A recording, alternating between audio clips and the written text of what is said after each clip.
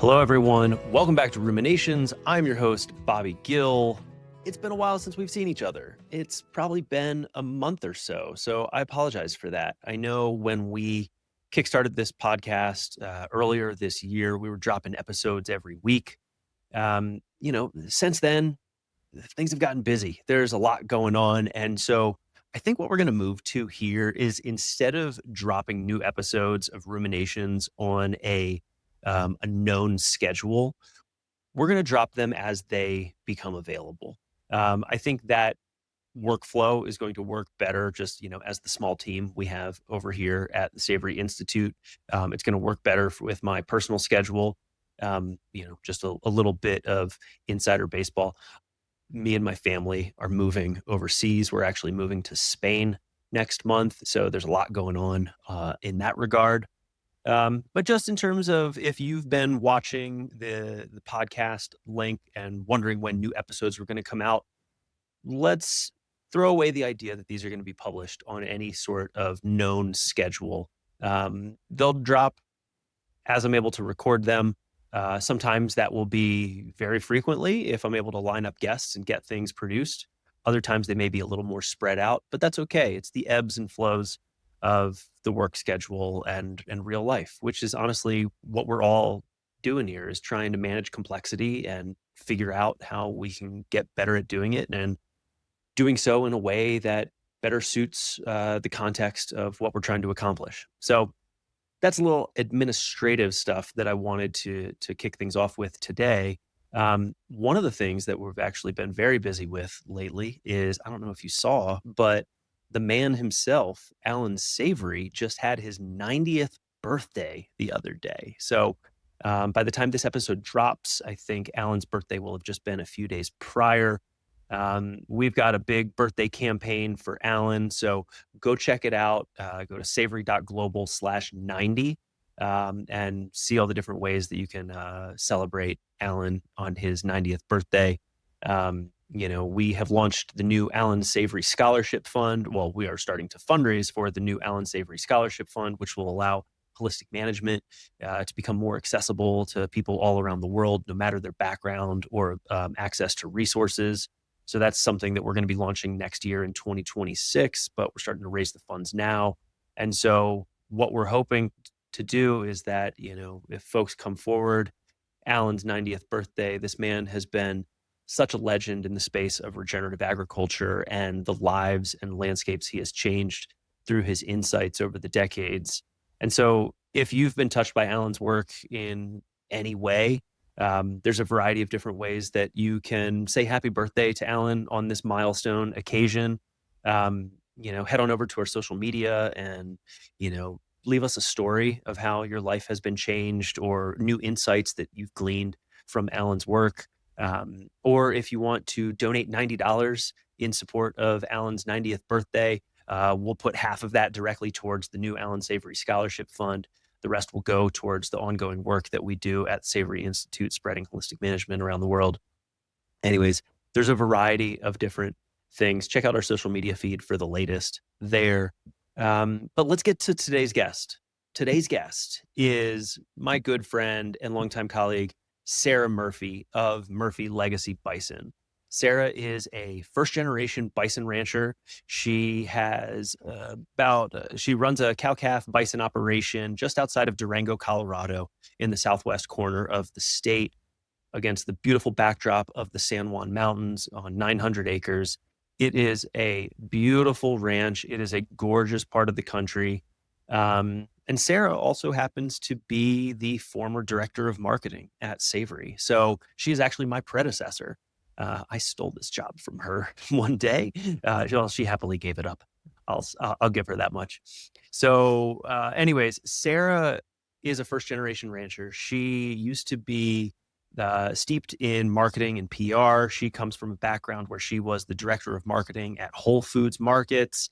Then she joined the Savory team. While she was at Savory, she was the director of marketing here. She worked on our EOV program. She worked in our land to market program. These days, she is focusing most of her attention on her ranch outside of Durango. raising her animals out there. She also has a meat brand, Murphy Legacy Bison, that I mentioned, and she's been growing that. She's also involved in a variety of different pieces that are still ongoing. Some things that she's got involved with at the Savory Institute when she was a full-time staff member here. Things like some bison reintroduction projects with some of the indigenous tribes here in the US. And so she's kind of the contact point on those, been managing those pieces, which we discuss a little bit about in this episode. But, we discuss what it's like for her as a first generation rancher and how she kind of went from Whole Foods to Bison Rancher, um, the importance of mentorship and how meaningful that's been in her personal journey. We talk about her love for bison, where that came from, and then get into some aspects about the bison industry on the whole, and specifically grass fed bison. We talk about creative financing, which is, some of the moves that she made in terms of getting started with buying her first animals and some of the lessons learned along the way.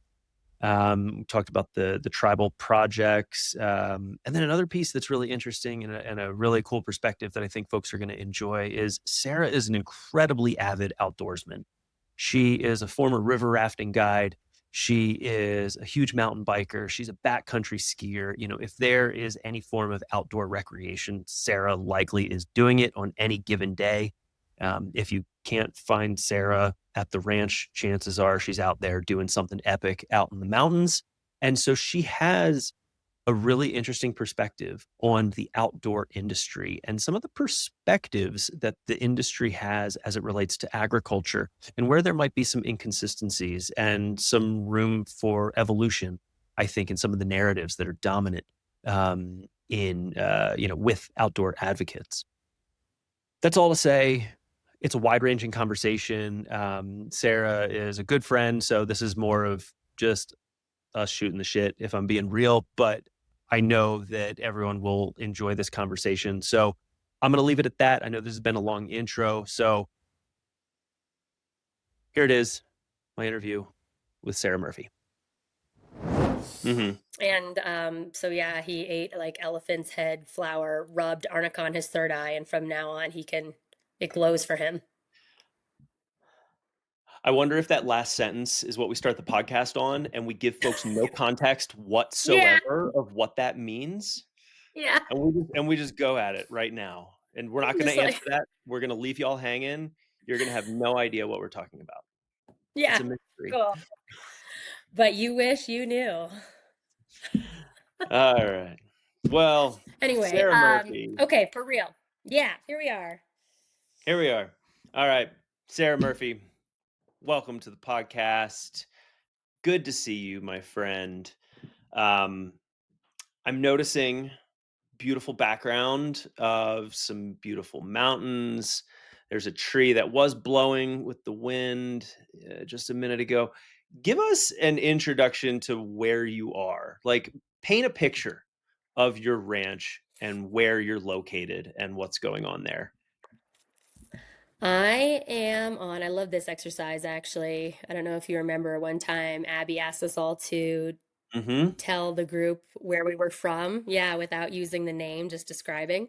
Yeah. So And instead of that an stuck with me. But introduction, so yeah, this is an ecoduction where you're introducing the ecoduction. ecology. Yeah. Oh, I Give love us it. an ecoduction of where you are, Sarah. Yeah. I am sitting on the Colorado Plateau. It's technically my ecoregion, right where the high desert meets the southern San Juan Mountains, specifically the La Platas, which are the southernmost tip of the San Juan Mountains. So at about 7,500 feet in elevation, where there is pinyon juniper forest, there are tall ponderosas, and then also this short grass prairie, sagebrush, scrub oak, all around the property. It's about 900 acres, and yeah, it's just in that real sweet spot where those high mountains meet the high desert. So, really interesting and beautiful place to live. And right now, it's just perfect. You know, the light and the temperatures are just cool in the morning, but still warm during the day. Um, yeah, and I run about 100 animals on here, about 50 pair, mostly cow-calf operation, although I do cull animals out of this herd for a meat company that I own, Murphy Legacy Bison.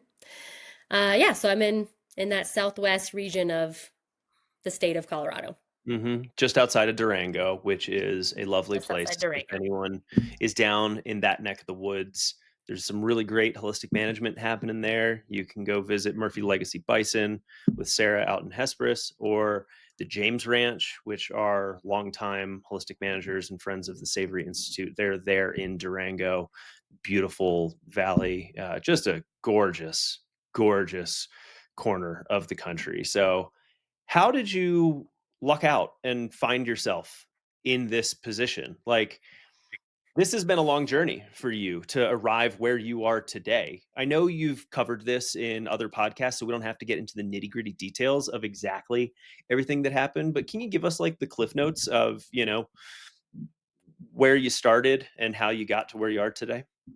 Yeah, gosh, people often ask me that question of, either why bison or how did this happen?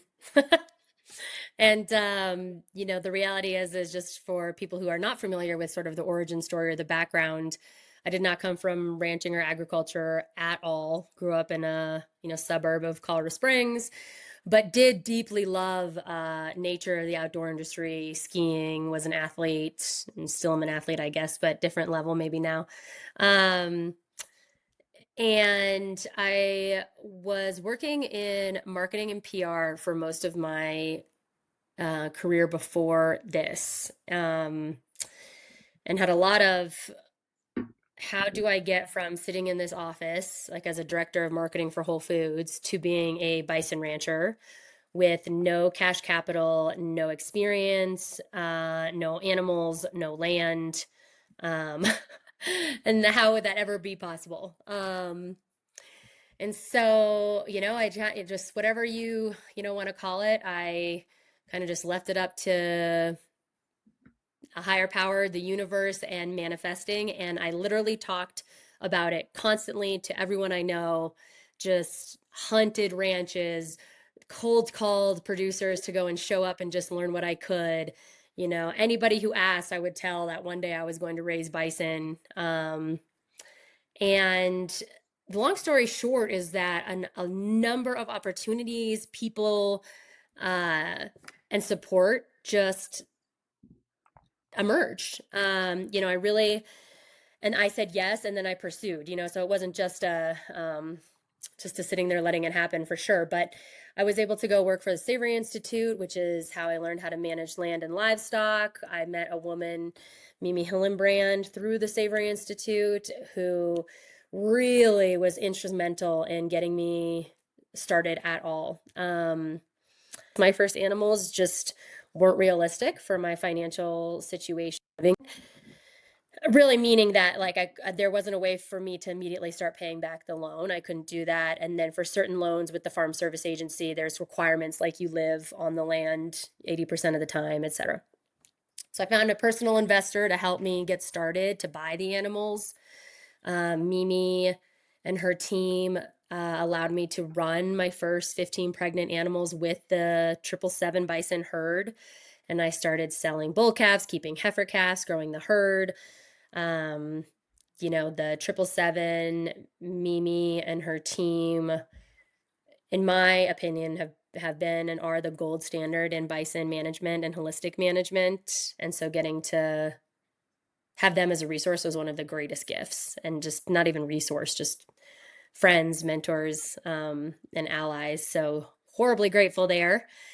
And then, yeah, I ended up coming back to Durango in 2019 and started hunting for land. And if anybody knows anything about this area, it is not the easiest place to find large land or land, period. And so, if we can talk more about that journey at some point or on a different podcast, but the long story short is I eventually met a family who was no longer ranching, but they had a family ranch still, and built a relationship with them and was able to move on to this ranch and have a 10-year lease, right of first refusal, and just the ability to really build it over the next decade as my own. And so I brought my herd from the 777 here. I started the meat company. Yeah, and the rest is history.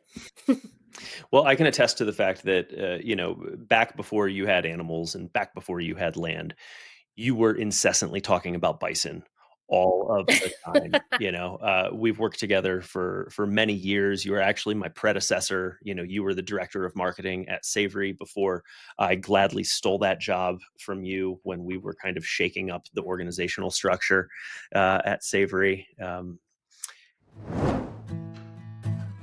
This episode is brought to you by Savory's growing community of regenerating members, listeners like you who care about real solutions for our global grasslands. Over the past decade, the Savory Institute has helped restore more than 100 million acres through holistic planned grazing, creating productive and resilient landscapes where fertile soils lead to healthy food and thriving communities. But this kind of impact is only possible with support from people like you. For just $10 a month, less than the cost of lunch, your support can help restore nearly 400 acres of land every single year. And as a regenerating member, you'll join our global community of over 600 like-minded people committed to making real change where it matters the most. You'll get access to Savory's private online network, a free holistic management online course, discounts from partner brands, and even opportunities to connect with Allan Savory. Signing up is fast, easy, and it makes a real impact. Just visit savory.global/member, that's savory.global/MEMBER, and start making an impact today. You touched on a few pieces right there that I want to hone in on. I want to hone in on the 777 and the mentorship you got from Mimi. I want to talk about land access for first generation ranchers because that's such a huge issue that people face. Um, but let's just start with the basics. Why bison? What is it about bison that drew you to them? Well, when I was first thinking that I did not want to I wasn't meant to or designed to work in an office from 9 to 5, Monday through Friday for the rest of my life. I really felt a desire to work outside with land and animals. And I will say that I don't think I was a swimmer in college. I've always been an avid skier, mountain biker. I was a raft guide.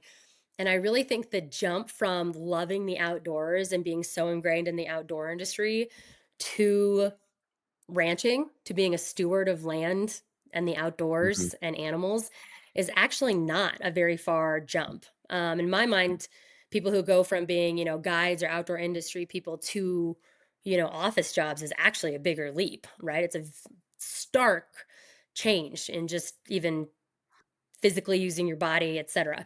So actually, this I don't looking back for me, it made perfect sense to go from being this raft guide, outdoor loving athlete to rancher. Um, and so I started poking around as a lot of young girls. I had this love of horses. I thought maybe I'd raise horses, and it turns out that it's not quite the same economics working out with mhm. like back in the day where you could round up brumbies and like sell them to the army, and it turns out those days had passed. So somebody said to me, what about bison? And I thought that was crazy. I thought that is wild. I have no experience with livestock, let alone, 2,000 plus pound animals. However, I joined the National Bison Association, and then I went and visited my first ranch. I started working animals. I always say to people, if you have any interest in bison, you need to see how they behave when they are in a fight or flight situation, when you have to actually bring them in, sort them, load them, or work them in any way, Mhm. because they are totally different when they come under that sort of um, pressure than when they're just nonchalantly, chewing their cud out in the pasture, enjoying their life.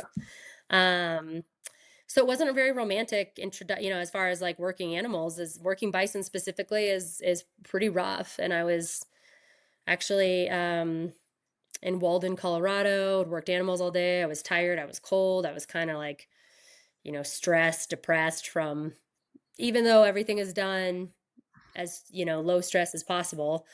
But I just knew like these animals for me there was just some sort of connection that There's a piece that I'm wondering if there's a connection. So, like, as an active outdoorsman, with everything that you do, in the outdoors industry, people always talk about type 2 fun. You know, it sucks when you're doing it and you are miserable, but you look back and you're like, "Man, that was an amazing experience. I'm so glad I did that." You know, whether you're, on a super long bike ride or you've just summited a mountain or whatever it is, that's type 2 fun. Type 1 fun is when you're having fun the whole time. Type 2 fun sucks when you're doing it. Is managing bison type 2 fun for you? yeah. Politely. What was that? I missed it. Your mic cut out for a second. What'd you say? Oh, I'm sorry. I said I think you're politely calling me a mass. Are you? I mean, is that the case? I mean, there's probably, I mean, if we really, we should have invited a psychologist on here to join us because that could have been really interesting. But Ooh, there hey, is a there is a component that, I mean, I was a distance swimmer. I swam the mile, which anyone familiar with swimming, that's 66 lengths of the pool, which a is lot. basically a lot of discomfort for an extended period of time. I've always been a distance sort of person. There is a lot of hard. I do thrive in jobs and work where there is friction, mentally or physically, where it's like it's going to require problem solving or creativity or even just physical work. So I do thrive in that. So there's probably a component there. With bison, I always tell people they're really easy when they're easy and they're really hard when they're hard. And there's something about that that I actually really respect. I think they have been an incredible teacher of, it's so easy with our technology and this day and age to think that we can force nature. We do it in cropping, we Mhm, force production, we, have synthetic things that increase production, increase size, increase speed, increase whatever that we can, we've come up with all these technology and solutions to make things happen in biology or in nature that wouldn't necessarily happen as fast or as big. Um, and lots of times to our detriment, and there's a natural process and a natural rhythm. I don't know if you ever heard the quote that nature never rushes, but it's never late. mm, And so that kind of idea of bison are such working with bison and with the species of bison is such an incredible reminder that I'm actually not in control and that I cannot force nature. mhm, Gone out. Like anytime I've been in a rush and I just really need to get something done and it requires working with the animals, it is a guarantee that things are going to go poorly. It's like they can mhm. feel my energy as soon as I walk out there that I'm in a rush They or that I they have the time. know they know when there's really good pow that you're trying to get some fresh tracks on, and they're like, Yeah. "Nah, Sarah, that's not happening today. We got Yeah, some I mean, I fun." wasn't even thinking that. I was even just thinking like there's been times where I'm going on, like I'm traveling for whatever reason, savory work, fun, whatever. And I'm like, I'd really like to whatever, move them here or catch this animal to be able to look at this or whatever. And it requires them to work with me. Mhm, And now I'm just like, nope, I'm feeling too rushed for time before I leave. I'm just going to wait till I get back. Because the guarantee is if I go out there and I think to myself, I have to get this done, they have to do this today, mhm, guarantee it doesn't happen. yeah. If you look back to, your eagerness to get involved with bison way back in the day, before you ever had animals, to where you are now, where you've got a ranch, you've got animals, you've got a meat brand, you've got years of experience and mentorship with the gold standard bison ranch out there. How has your perspective on bison changed over the years? Like, what do you wish you had known back then about bison or the industry, that you know now, with some years of experience under your belt? Well, to answer the first question about what do I wish I would have known, I would say nothing. It was great that I was just going in passionate and blind. Would that have I'm changed things if, I'm like, are sort there of things that kidding. I'm you know sort of kidding, now? but not sort of kidding. You Mhm, know what I mean? Like I remember when the owner of the ranch that I was talking to. He looked at me. He'd ranched for years, a lot of leadership in the Cattlemen's Association, PhD in biology, an amazing, wise older man. And he looked at me and he said, "Do you know how much work this is going to be?" And I looked at him and I said, "Nope, because I've never done it before." But I'm willing to give it a shot. And there was part of that was like it was probably good that I didn't realize quite how sharp the learning curve was going to be Mm, about some things. And that's okay. yeah. It's What are okay. what are some of the things that had the sharp learning curve to just give Just some like color to certain things about fencing, certain things about, just like cost or time that things take, or just the amount of humility that was required to be like, I don't know how to do that. But I'm willing to learn, at that time, mid 30-year-old woman being like, great. Everything from not even knowing how to drive a tractor in the beginning to that? how to fill out a cut sheet for the butcher. I mean, what I had learned from Savory Institute was grazing planning, holistic management, the relationship between ruminant animals, predator prey, how to read the land, ecosystem processes, which was an incredible foundation. And then 777 had also offered that, but also how to read the bison themselves, the language, the resources I had as far as my vet, in my opinion, is one of the best bison vets in the country, who I met through the 777. So this incredible bison species, and specifically managing holistically resource that I had in the 777. So I used to tell everyone that for everything I didn't know, I was really incredibly fortunate to know like the people who knew that thing the best. You know what I mean? Like Mhm. I wasn't an expert in managing holistically, but I could literally call Allan Savory and ask Yeah. him a question. Or Tony Molmberg, who unfortunately has since passed, but phenomenal holistic management Yeah. practitioner, or the amount of times I called Moritz Espy, Mimi's, ranch manager, to ask him a question or freak out about something. I still do that sometimes. um, sorry, Moritz. So, the resource base of the people in my life were just huge. But as far as what I wish I would have known,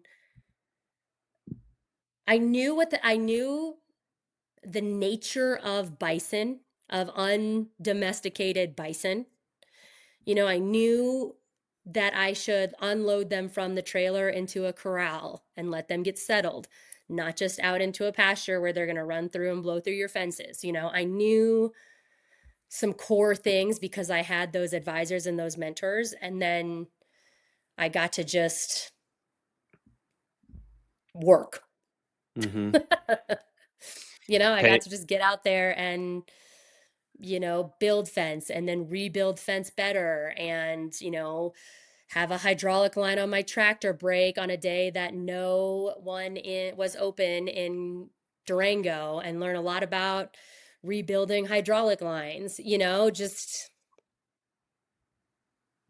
ranching's a lot of problem solving. what is it about the 777 that makes them so unique? Like, what is it about the 777 as a bison producer and ranch that stands out across the industry and that allowed you to gain so much lived experience and wisdom from their decades of management? Mimi spent years developing not just her herd and the genetics of the herd and the land and the outcomes on the land, but even the team and the people and the conditions that she created for the people working with her. Hmm. So that from whatever you want to say, bottom up, from root systems and soil microbes to leadership, or from leadership down to the microbes, any way you looked at it, it was regenerative. Mhm. And actually, Um, we probably should have said, can you paint the picture of the 777, like yeah, the size and scale and where and yeah. all that? So when we're talking about the 777, we're talking about this piece of land that's around 28,000 acres in South Dakota, with around 2,000 animals. And Mimi Hillenbrand, this woman, owner operator of this place. Mort's SB, her ranch manager, and two foremen, Cody and Butch, that formed that team. And things have since changed on that piece of land as far as ownership and structure. But for the sake of the time that I was privileged to get to spend there, and from what I learned from that is, we're talking everything from building 6 inches of topsoil through years of managing bison holistically, 12 or so different, 12 or 13, I want to say, she corrected me once, of different species of dung beetle, to, like the most highest population of native birds in South Dakota. I mean, just incredible ecologically. It's gorgeous. Bison that were 100% grass fed. She did not supplement feed those animals. They were managed in a way that they could dig for forage underneath the snow in the winter because there was enough forage there for them to do that.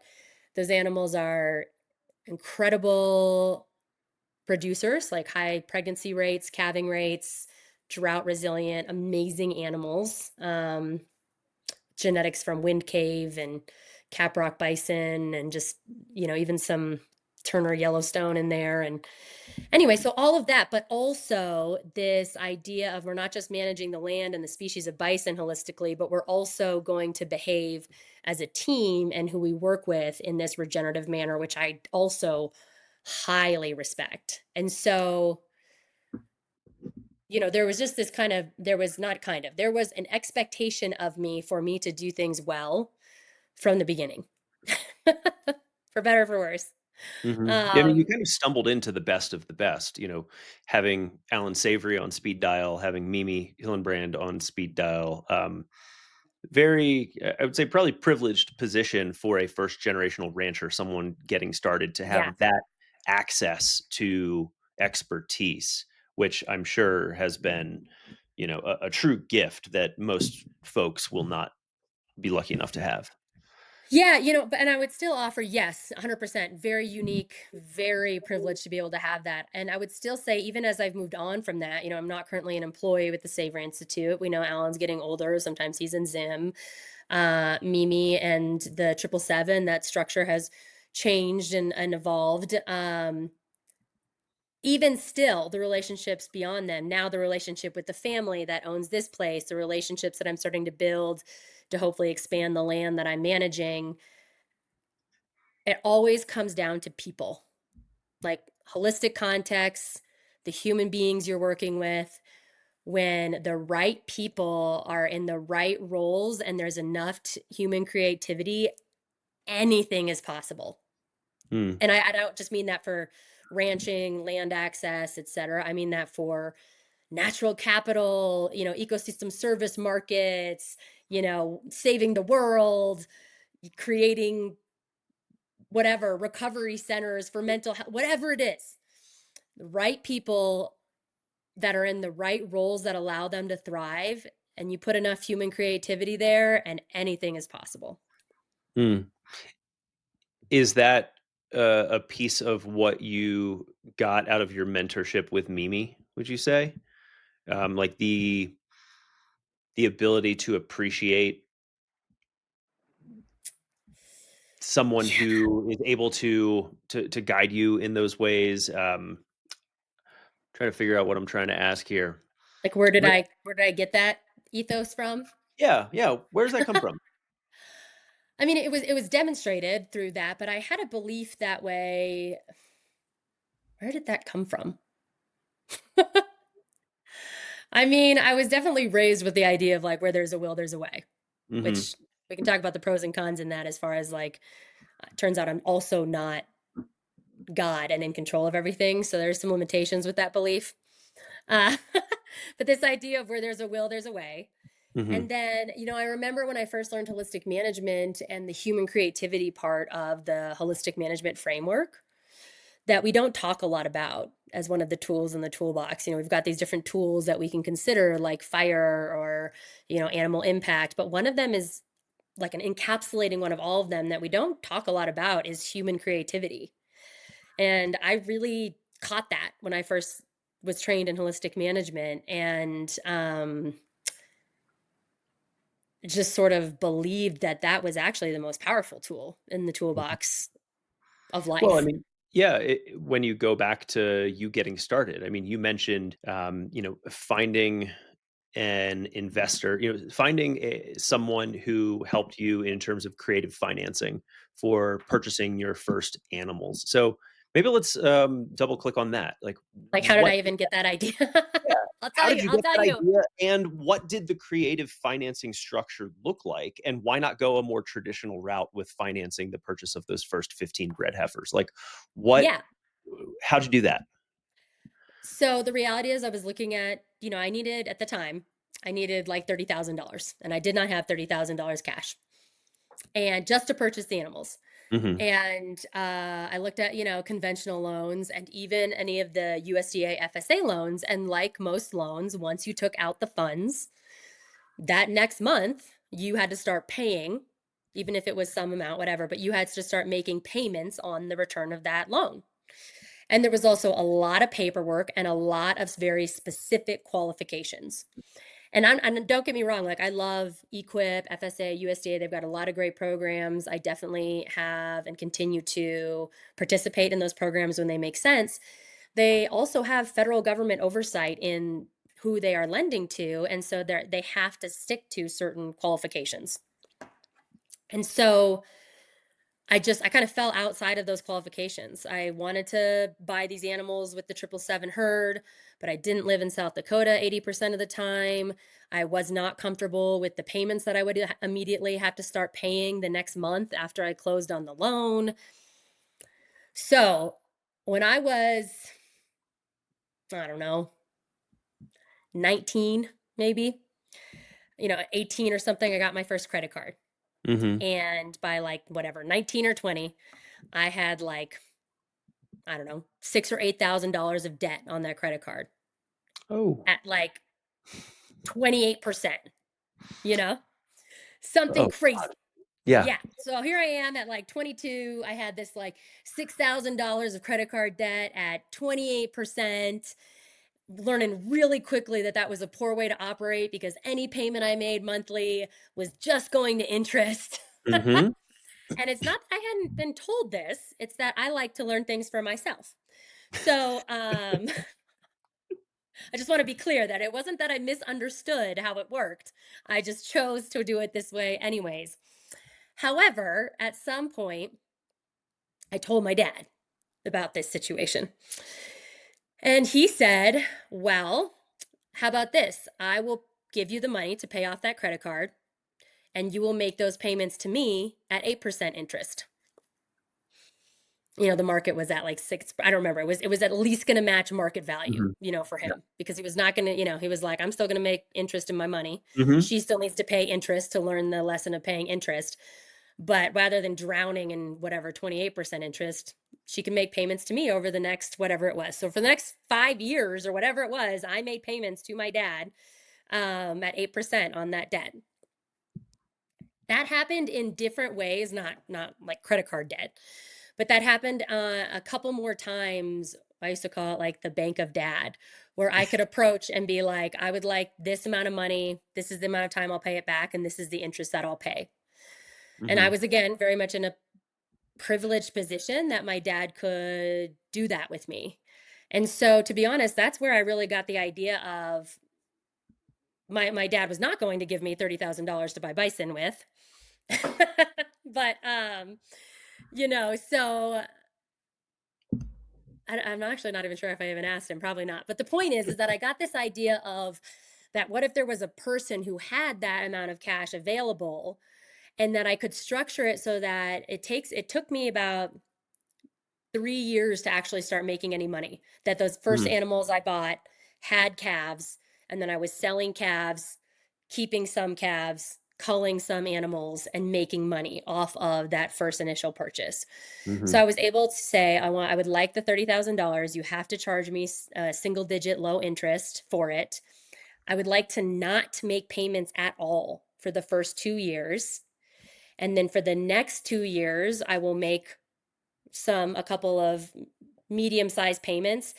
And then I will balloon pay off the remainder of the loan on year 5 or 6, something like Mhm. that.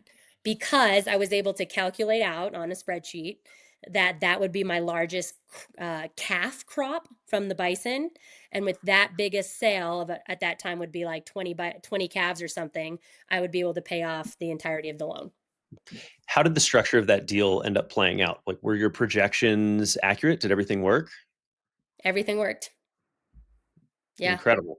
Yeah, that's amazing. Is that something that you would suggest to others who are trying to get started?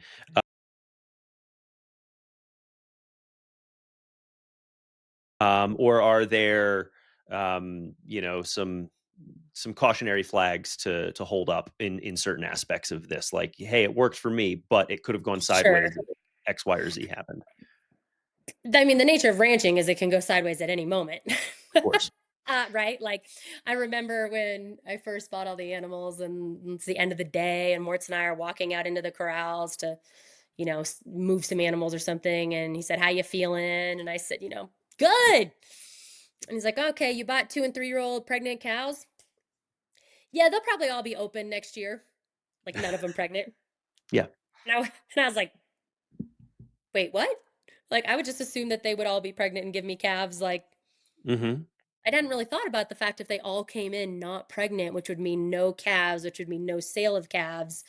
But that was a potential. It didn't happen, but it was potential. Or maybe all of those animals got mycoplasma and died. Mm. Or how about this? The first year I sold calves, I only had 6 calves to sell.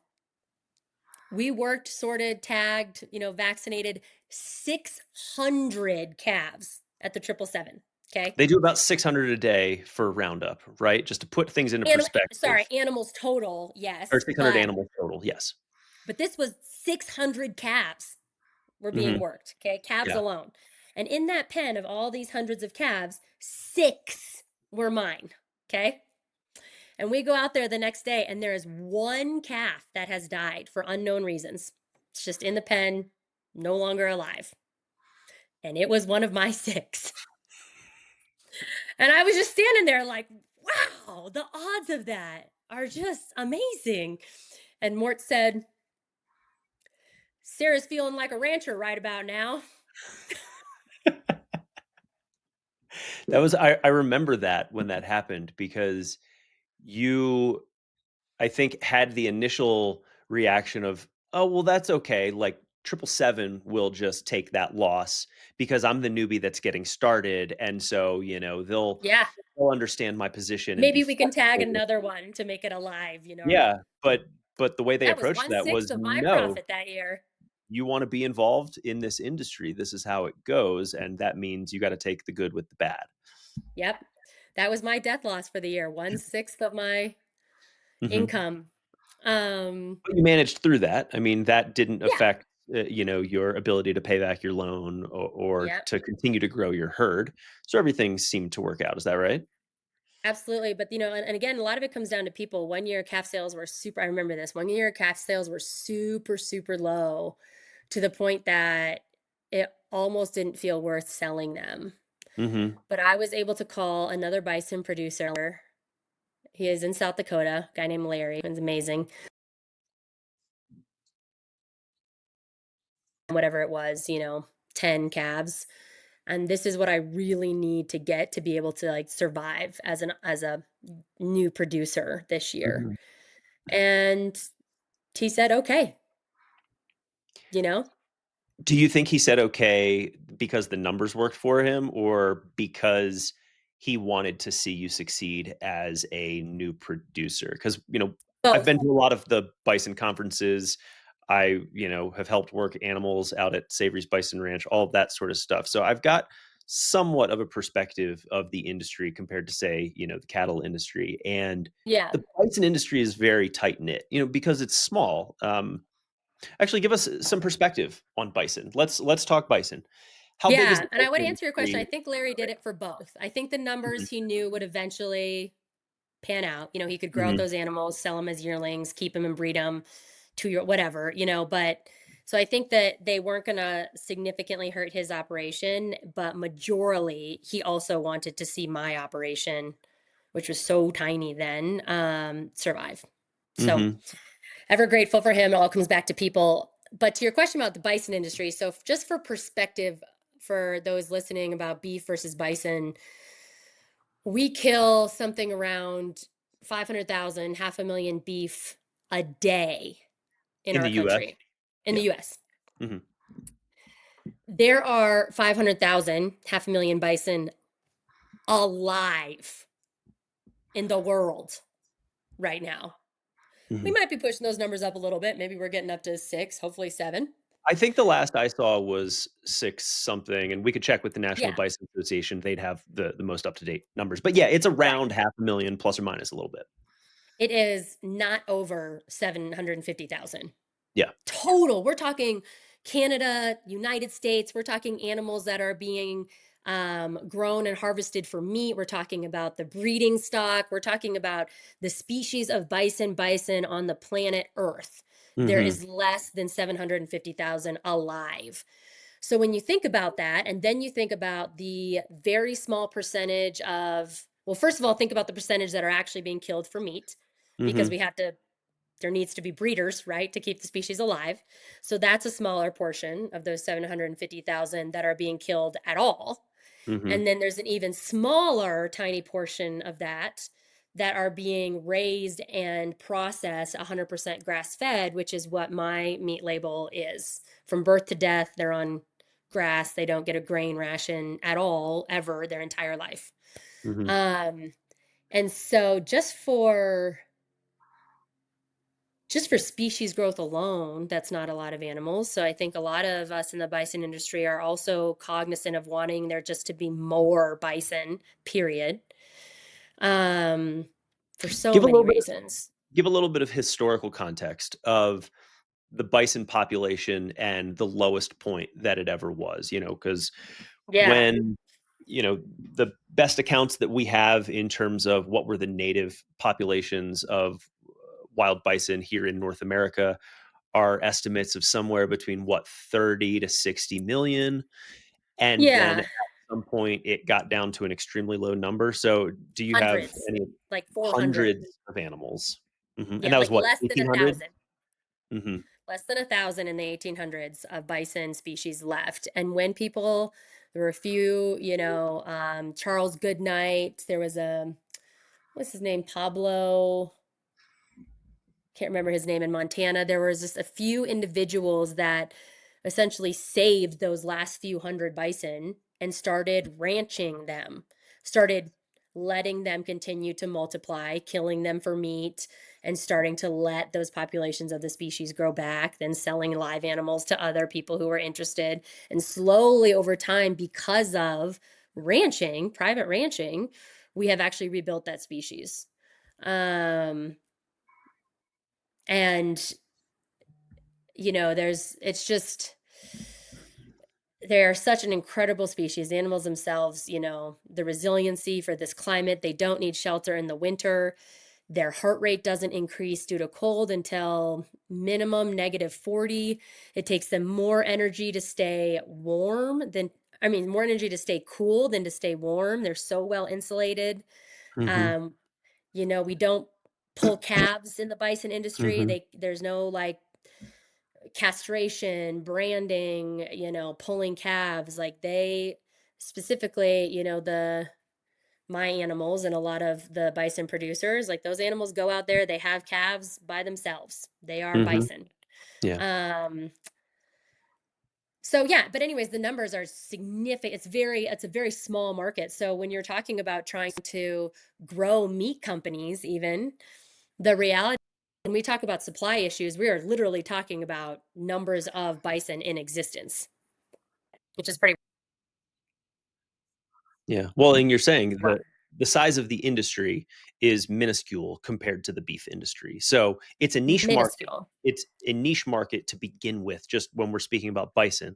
But then when you're saying 100% grass-fed, It's regeneratively like the niche raised of the bison, nichest. Yeah. it is even minuscule of the already. Yeah, and which I think is a surprise to many. I know many folks that I have spoken to are surprised to hear that not all bison are 100% grass-fed, because you picture bison out on the prairie, roaming around, grazing, and that is their natural habitat. And it's like, well, of course they're going to eat grass, but that's Yeah. not the reality of it. Yeah, the reality of it also is that to raise bison is requires a lot of grass, a lot of water, a lot of land, and that sort of access. And also, as we talked about earlier, time.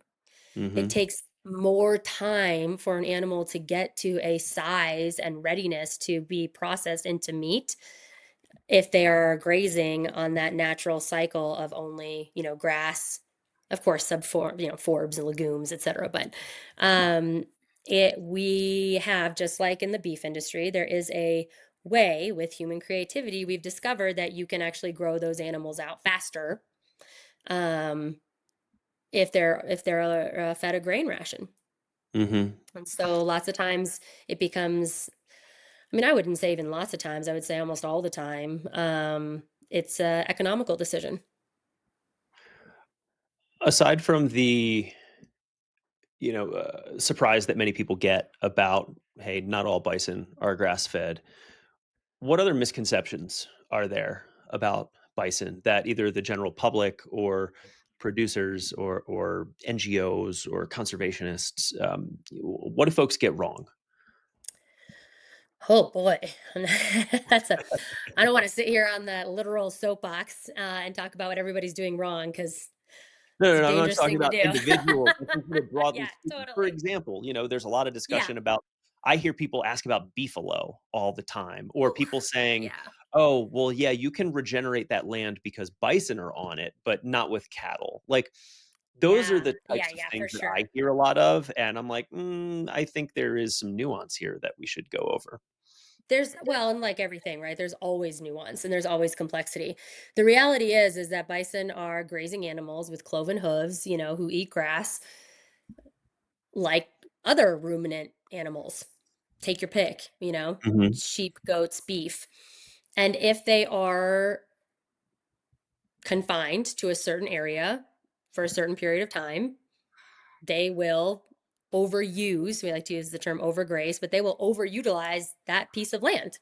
I mean, mhm. they're going to eat what they can eat. They're not going to stop biting plants that are trying to recover because they're hungry, but they know it's going to do root damage.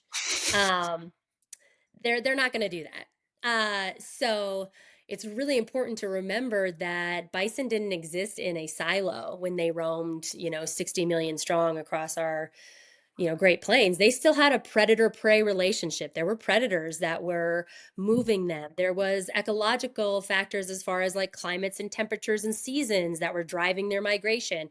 They would trample, dung, urine, bite, and continue their annual migration. And lots of times not come back to that same area for a year, Mhm, giving or full more. time or more for full adequate recovery of those plants that they had all just trampled and bitten as they moved.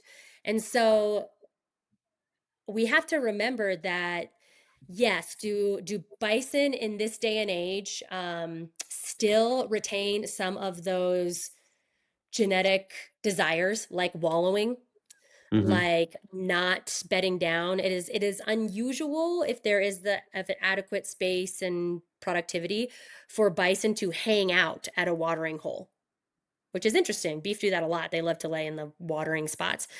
Bison still have some sort of genetic memory that predators also gather at watering holes. hmm, So they tend to come, drink, and move along. As far as where they will cross, they will jump. They can jump 6 feet from a standstill. So they're not dissuaged by a steep bank down to something. Or, people will say like, oh, your animals aren't going to go way up there, and they will. Um, or I've had people be like, oh, they're not going to, access water all over that ditch. They're going to come to this point because there's a nice trail there. Nope. They're going to go wherever they want to go. So there are some things like that, but we also need to remember that as ranchers, those animals are fenced. They're not going to be able to roam 100 miles mhm. and not come back. And so we also need to be cognizant in being the apex predator and making sure that they are biting plants and that they're on the right place at the right time with the right behavior on these pieces of land. Hmm. But in terms of bison's desire to roam, miles and miles a day that they would naturally cover, there's, I think, in the world of grazing, people that are of the mindset the tighter you can bunch them in, the better it's going to be, and that is always the case. Ultra high stock density grazing is what you need to aim for, and one, that's not always true. I think that is contextually dependent, but it's also not always possible with bison, giving their like natural proclivity to want to migrate and run around, right? Yeah, for sure. And it's always a contextual decision, right? So if you were to ask me, I have got this degraded piece of land and I'm not really interested in any sort of species specifically. I'm not concerned about labor, amount of time and continual moving and what would I do just to regenerate it the fastest? And you're right, there's a lot of research and experience and demonstration that having a ruminant animal that can be bunched up and intensely grazed and frequently moved will create that healthier ecological cycle, mineral cycle, water cycle, et cetera, faster, which can be true sometimes. And so there's always sort of this balance between, if you as an individual, your goal is ecological regeneration as quickly as possible, I would say maybe you should start with goats or beef. Hmm. But there is a bit of, I want my animals to be able to trail out across the whole pasture that they're in right now. And does that mean that I will have less impact than, not that necessarily is good, but less impact than I could have for bigger results? Probably, but that's a contextual decision that I've made. And so the Hmm. beauty is, all of that being said, the beauty is holistic management and doing the grazing planning is what allows me to be cognizant that that's the decision I'm making, and then to be able to monitor how that decision is affecting the land and adjust and then monitor, replan as I go. So it could Hmm. be like everything is still regenerating, it's fine, I'm going to continue managing in this sort of stock density and etc. As I'm going. I could get the feedback that when I do this, they're really not going over to this area of the pasture at all, so it's not getting the impact that it needs to for healthy soil. And then I can make the decision: should I try to tighten up my bison and potentially have them blow through fences and temporary fences and piss them off? Sure, I could experiment with that. Could I say, I think I'm going to do something else? Like maybe I'll just even bring like beef cows into that 2 acres out for like a week during like my neighbors who need some, or maybe I'm going to whatever, you know what I mean? Like then I get into that human creativity of other tools in the toolbox for the Mm. ecological results. What about in herding? Have you experimented with that at all? I have not. I think it would work great with bison, especially on some larger landscapes. I've had the privilege of starting to work with some bigger tribal projects on some indigenous land who they very much like the idea of having less fencing and not Hmm. chopping up land and fencing and actually allowing them to roam long distances. And, until there's enough land and enough predators for that relationship to happen on its own, they are interested in having, range riders or in herders who essentially would um, encourage that herd not to come back to where they had already grazed. Hmm. Let's talk about your work with some of the tribes with reintroduction of bison. So I know there's a variety of projects that Savory is working on, and you're still involved with, even though you're not a full time employee at Savory Institute anymore. You're still involved in some of these projects that are ongoing because you're kind of like our in-house bison expert, and you've got a long history and some of these established relationships. So you're still contracting on some of those pieces. So what can you tell us about these projects? I know some of them are still in the works, and there are some components of these that can't fully be discussed yet, depending on a few things, details that need to be ironed out. But what can you tell us about? Yeah, that's funny. Some of the listeners might know, but I was a Savory Institute employee for 5 years, and I left for 3 years, and I came back for 3 years. Now I'm still contracting, but not employed. I'm kind of like just a really pervasive and hardy, weed or something that Savory just can't quite get rid of.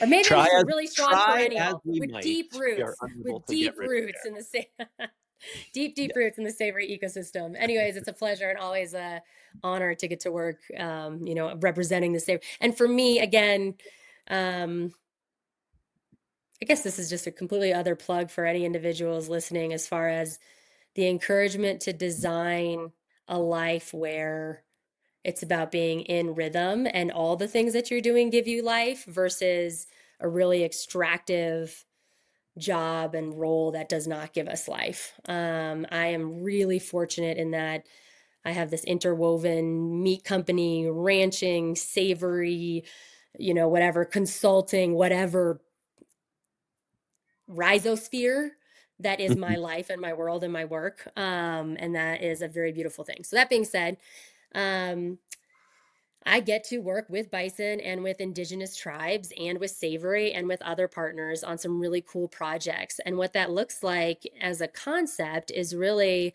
how do we, as the different supporters, Savory Institute being one of them, how do we bring resources around our knowledge when it comes to these different ecosystem markets, carbon markets, how we know that management of ruminant animals can increase that, and how can we bring all of these resources to these tribes who have a very, as most people know, a very personal, historic, familial relationship with the bison species.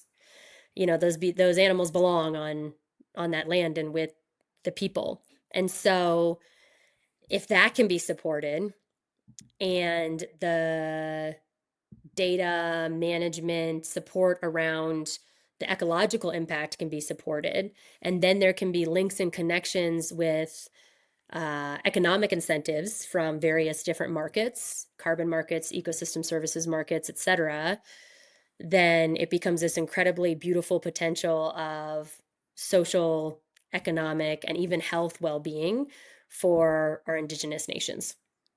And so I'm getting the privilege to work. I can't probably at this time discuss too much about any of those specifics with some of the projects, but just that we're even putting energy and resources and attention in this direction really gives me joy.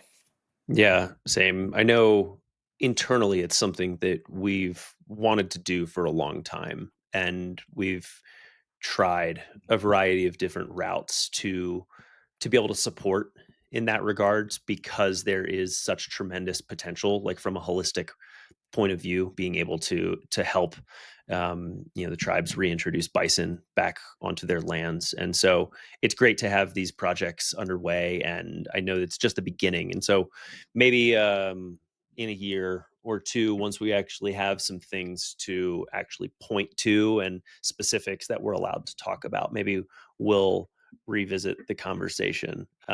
Yeah, absolutely. Because I just think there's, talk about a real, there's large, you know, over 1 million acres on some of these tribal lands that were meant for bison to be on, and an entire cultural and spiritual, connection there also.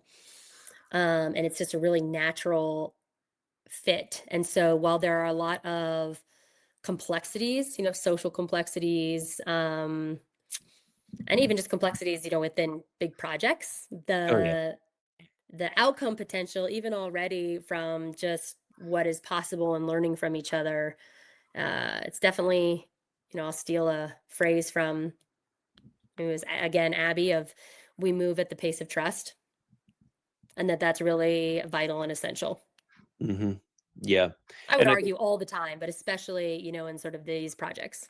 Yeah, and we've seen, some partners in these projects that, outside partners that have been brought together, who perhaps are not familiar with working at the speed of trust or at the speed of nature, and try to force things. As you were saying earlier, you can't force nature. And so there ends up being this mismatch. If you're trying to force something through, without respecting the cycles of nature or the speed of trust, those social connections that are so critically important for anything that we do, in the regenerative space. The social component is a must have. If that social component is not there, whatever you're doing is destined to fail. So I think those are lessons. 100%. Some of these outsiders to the regenerative space, people that are perhaps newer to the industry, they see, big dollar signs because of carbon markets or whatever it may be, and they think they can come in and have their payday, and they have a very rude awakening that's not how we roll. That's not how the land rolls, that's not No, how the bison roll, that's not how the tribes roll, that's not how Savory rolls.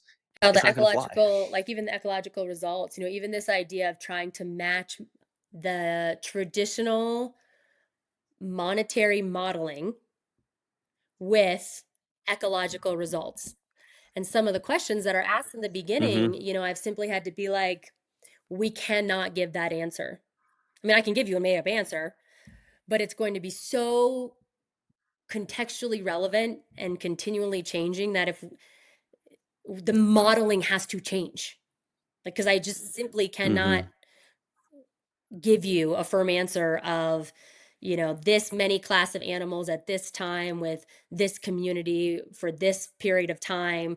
I just like, or even down to, I cannot say with certainty without a grazing plan and monitoring and experience. I mean, that this thing, it's not prescriptive, right? And for so many years, science and even society in general has tried to make holistic management prescriptive, right? I have this many animals, I have this much acreage, how many pastures should I have, how long should they graze in each one, and then can I repeat that? If it works, can I repeat it? Because we like, right, with with how science works, we want it to be replicable because then that makes it provable. mhm, And so if we can't make something replicable the same continuously, then it must not be scientific. And so this and that's we do that all the time, right? Even like monetary models, when we're projecting out P&Ls, we try to reduce things down to a repeatable, predictable formula or model. And so are there some things that we can say for certainty? Of course. Are there some things we can say that we know we need dung and urine and hoof impact on, especially arid landscapes that do not have enough atmospheric moisture to be able to create healthy soils? Absolutely. We know that. We know that. We know that properly managed ruminant animals on grasslands can increase production by 40%, can increase water infiltration rates by 30%. Like we know that. We've seen it demonstrated over and over again. We've got peer-reviewed papers on it, etc. Can we say a very specific property and people and pasture and ecoregion, if grazed this way, is going to produce these exact results every year? No, it's nature. Things are going to happen. We can project and model, but we also have to leave room for monitoring and replanning. And so it's really changing the conversation when it comes to creating investment vehicles, bringing in investment, selling these ecosystem services, how we model and how we project to move a little bit away from this reductionist model of science and money and investment and into a more nature aligned way of projecting and investing. mhm, and that's not to say that science is wrong in any way, shape, or form. I think that's something that people try to put words in our mouth at Savory, um, because there are critiques that have been given in the past, specifically from Allan and others who have been around for quite some time, where there is an acknowledgement of the limitation of what the scientific process can study when you're looking at complex adaptive living systems that are at the whim of weather patterns and behavior of animals and everything that is involved. And so to have a tightly controlled trial, study design that is replicable.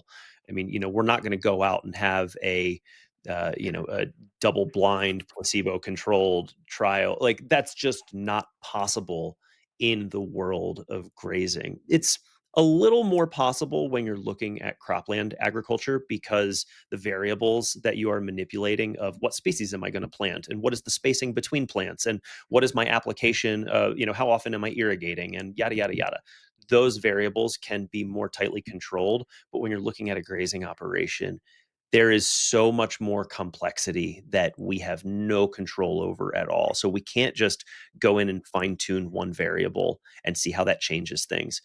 When you change one variable, there's a cascade of effects that affects everything else, and you're never going to have the same situation twice. So you can't just look at things through that same lens. You have to take a different perspective on how you manage these. which is So part of the yeah, reason I that I appreciate love, your. I love that. But, and I will offer that what we can do is we can understand biology and nature and how the relationships in between things work. And then we can make better informed decisions and even projections. And the interesting thing for me has been I was at the World Economic Forum in Davos this last January, and there's so Uh-oh. there's so You're gonna get a lot of flack I for that am. one, Oh God. Sarah. Yeah. I was there. I was there with those people. I saw humanoid robots. Uh anyways, but I had a lot of really good, interesting conversations. There's a lot of money, there's a lot of tech, and it's one thing that I would ask sometimes is that there's all these really good ideas, this incredible technology that can measure what's happening on the land, what's happening in nature. And then there's a lot of money that's willing to invest in this technology and even into now what is called natural capital. But, and, not even but, and the reality is if that land was continue, if we don't change what's happening on the ground level, then nothing's going to change, right?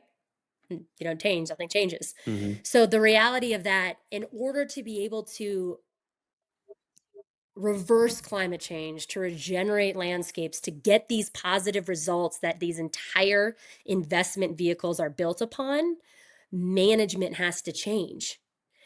And how is that going to happen? How do you go to a rancher, a farmer, big, 500 producer groups in certain countries and say, cool, we've got investment, we've got technology that can measure. Now we need you to change what you're doing so that we can get good results. It can't stay the same because that's not working. And all of this Mhm. investment and everything is banking on change, positive change. So can you please change what you're doing to make that positive change happens? And the reality is, no farmer or rancher goes out on a day to day basis with the intent to cause harm to our land. I don't care. Yeah, Of I don't course care not. if you are a cropping, tilling, spraying, conventional, whatever. You are not going out there with the intent thinking that you are harming nature, harming the world, and killing your land, right? So now, if you're going to say to producers, change and do better, you have to do better. Millions of dollars is riding on it, and this technology is going to be able to accurately measure whether or not the change is Mhm. positive. The Savory Institute's ability to, and not just, not just, I won't even harp, obviously, I'm a little bit partisan to Savory Institute, but there's a lot of holistic management educators. So I want to just take a minute to explain how holistic management and the decision making of holistic management, that process, married with the ability to actually measure data and empirical outcomes, which at the Savory Institute, our methodology is called EOV, Ecological Outcome Verification, and how those two things work together. Because holistic management is a contextually relevant decision making process. And EOV is the data that is coming off of the land. It is what the land is saying, it's the feedback the land is giving because of those decisions that were made in the holistic management decision making process. So if we talk specifically about holistic planned grazing as part of holistic management, we make that plan and we make those management decisions. And then we gather data in EOV. We look at different indicators like percent of bare ground, species diversity, water infiltration rates, live canopy cover, all of these different indicators of ecological health. And we take that data year over Mhm. year, and it informs the decision making process for the land manager so that they can change or adapt to then be able to get those positive outcomes. And without that feedback loop, there's just I would just be very, very hard. Like, how do you make managerial changes in a very complex biological world of land and livestock without being able to manage and monitor and get feedback from data of what is going on? So for me, there's Mhm. this integral part of what Savory Institute offers in these projects. Are we the leaders of technology? No. Are we the richest nonprofit organization? Absolutely not. Ah, You yeah, know what I right. mean? But what we have that nobody else has is the ability to get boots on the ground. How do we actually manage, and then how do we measure and monitor and then replan so that we can actually have this positive trend, so that these millions of dollars can actually have the impact that it's hoping to have? But without that link, Mhm. without the on the ground link of the management, the decisions, and that cycle, it's really a house of cards when it comes to all of this natural capital investment. Yeah, and the piece there that I think is important to note is connecting management not just to indicators of what's happening on the land, but connecting it to the leading indicators of ecosystem function, because so much of the excitement and the investment is around carbon. And carbon is a single indicator of ecosystem function, and it's one that is slow to turn over, and so really it's a lagging indicator. And so a lot of investment is coming in with fancy new sensors and Landsat technology and all these, new AI powered this, that, and the other thing to be able to project or model out your carbon numbers or more accurately read it.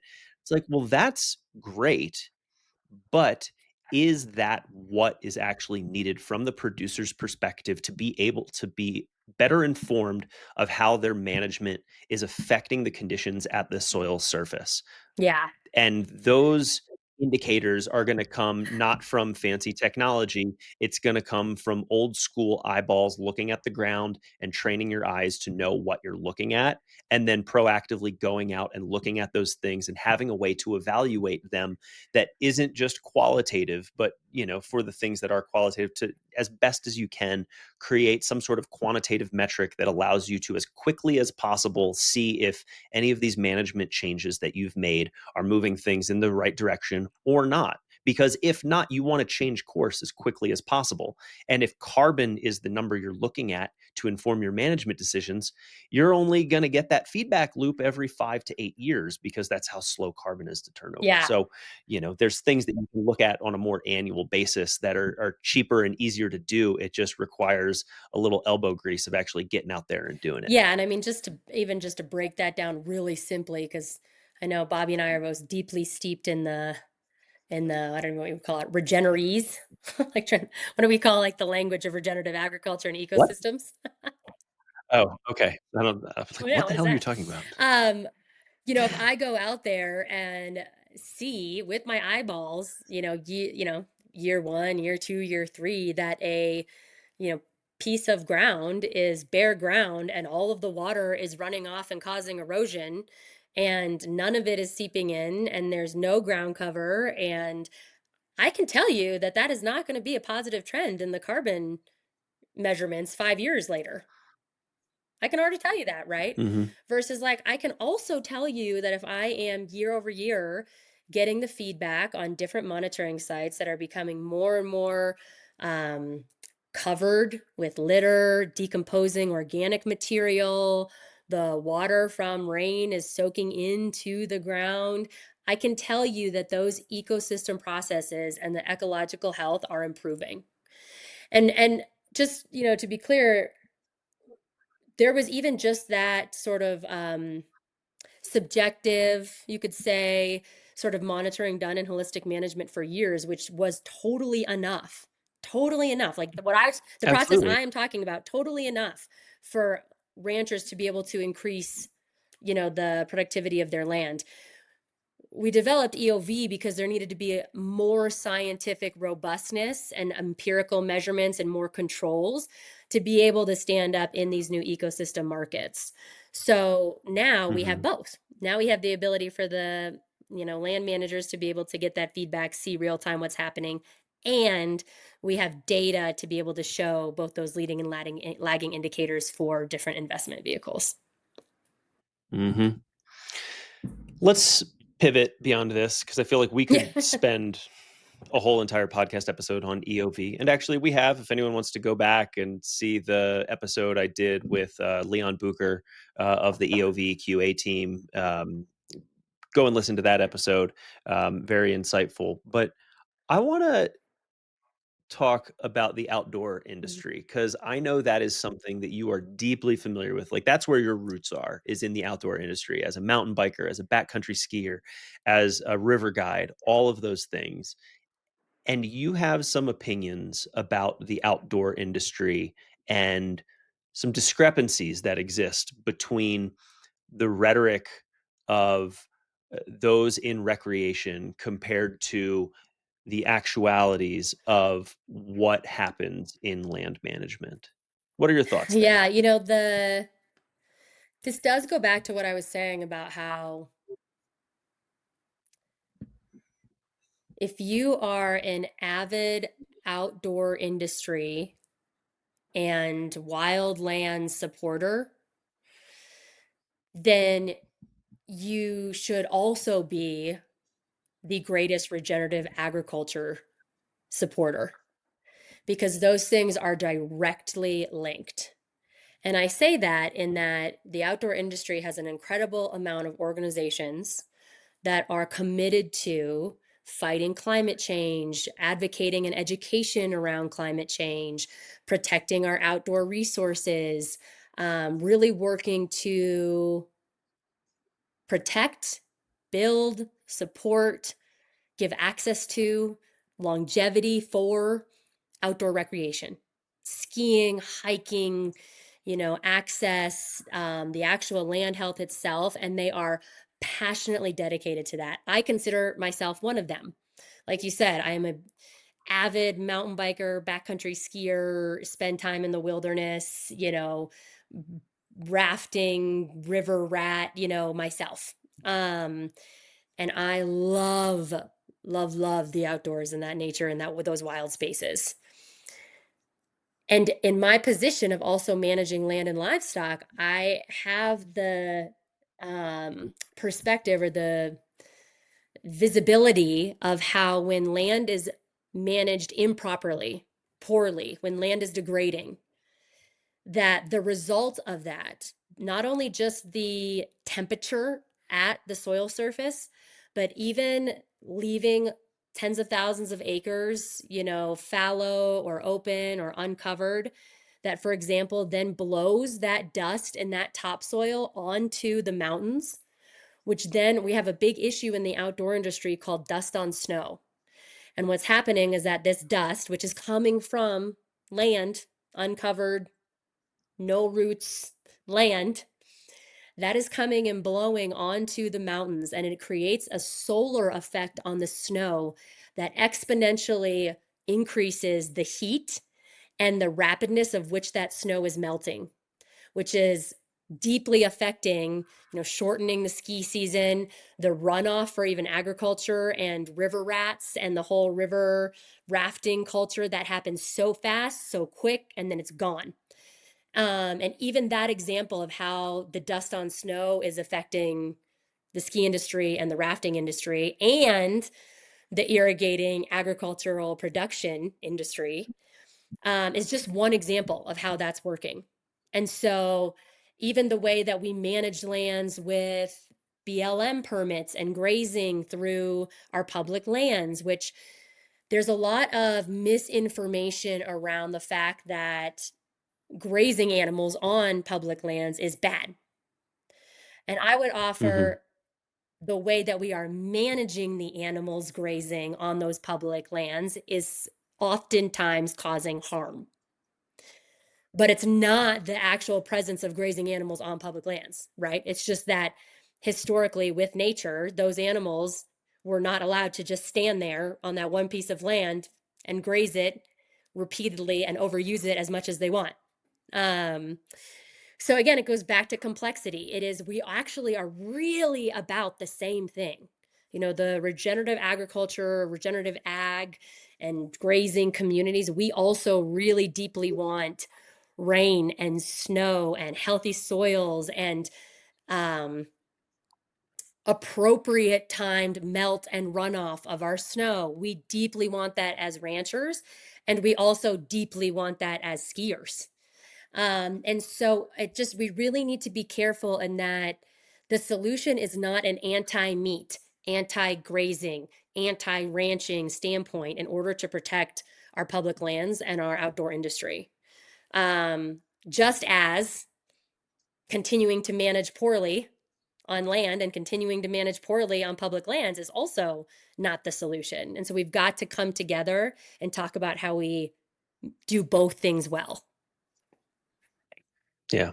And this perspective doesn't just apply, say, to the snow conditions for skiing out in the mountains. The same argument can be held for those that are trying to protect the oceans and the coral reefs and the dead zone in the Gulf of Mexico. All of these things, if you go back to John Muir's quote that when you pull on a string in nature, you find that everything is connected. If you're wanting to get to the root cause of a lot of the issues that we're experiencing, a lot of things tie back to how our open working lands are managed or mismanaged. And not just, we should also And say, not if just we in the US, right? On a global scale. absolutely, yeah, globally. So it's, if you're an angler, if you're a hunter, if you're a skier, if you're a mountain biker, like whatever form of outdoor recreation that you are involved in, your sport or hobby of choice is affected, whether you realize it or not, by how grasslands are managed and Absolutely. mismanaged. And you would be in a better position to be advocating for more responsible management of our open lands because that's going to have downstream effects in a variety of different And our domains. private lands, this, how incredible would it be if there was rewards, subsidies, incentives, whatever, for land to be managed in a way that was actually, improving ecosystems, improving the environment, improving climate, that was also improving the outdoor industry. And just to take it up a little bigger, sometimes I think it's not just even our anglers and our rafters and our skiers, but it's our scuba divers, it's our ocean lovers as well. The number one reason that oceans are acidifying, that the acidity level in oceans and temperatures of oceans are rising, the number one contributing factor is the amount of atmospheric carbon that the oceans are trying to absorb. So, meaning just Hmm. really basically, like all of these massive millions of hectares of grasslands, in Asia and Africa and the US that used to be deeply rooted sequestering carbon have been degraded. Some of it is turned to desert, and all of that atmospheric carbon is now, that all that carbon in the soil has now been released in the atmosphere. And our oceans are over here saying, oh gosh, the grasslands are degraded and are releasing all of this carbon. We've got to help humanity by pulling that carbon down into the ocean. And it's trying its best to help us. Hmm. And in the process, it's killing coral reefs, it's over acidifying the ocean and having horrible detrimental effects. And so one of the most powerful things we can do is to sequester that atmospheric carbon back down into the soil. And secondly, I mean, if you right now out in major theaters, it'll be available for streaming soon too. But in major theaters around the West right now, there's a film called The American Southwest, and it shows a lot of the impact on the Colorado River. And we love Mm. to immediately blame livestock production for what's happening on the Colorado River. And I will say that confinement feedlots do use a lot of water and that is not the solution. I know from experience and data that properly managed ruminants actually creates water cycles on land that is more effective. But what's also happening is things like growth of alfalfa in the American Southwest, which the majority of is being sold overseas. Why are we growing one of the most water intensive crops in the driest, most water lacking places in the country and then selling it overseas? Why are we doing that? Seems like a very poor decision. So, and and the reality is it's happening because of economic reasons of private landowners, right? And so it's obviously a socially complex situation, but it's not complex in that it's destroying the Colorado River and that land. So the complexity is in the social effects, right? So we've got to get more creative. We've got to address that. We've got to be honest about that. Highly recommend you see that film if you haven't, The American Southwest. But again, still, Colorado River lovers like myself, Grand Canyon, lovers like myself, also very concerned about what's happening in land management. Mhm. Absolutely. I mean, I spent many years trail running ultra marathons, and you see everything devastated by wildfires now. I mean, the list goes on and on and on of how land management affects our ability to exist and recreate in the outdoors. And so I think there is a really strong argument to be said there, and it's something that I think we've got our work cut out for us in terms of changing some of the narrative in the outdoor industry, because the dominant narrative is so, anti-livestock, which we get from a lot of different angles. But I think there's some reframing that certainly needs to happen. So we've got our work cut out for us. Um, we are coming up on an hour and a half, Sarah, and I know you probably have fence to fix, or let's be real, you probably want to go mountain biking. So I'm gonna leave you with one last question, which is what's coming down the pipe for you? What are you looking forward to in the future? What is in store for Sarah Murphy, for Murphy Legacy Bison, for things yet to be created? What's coming?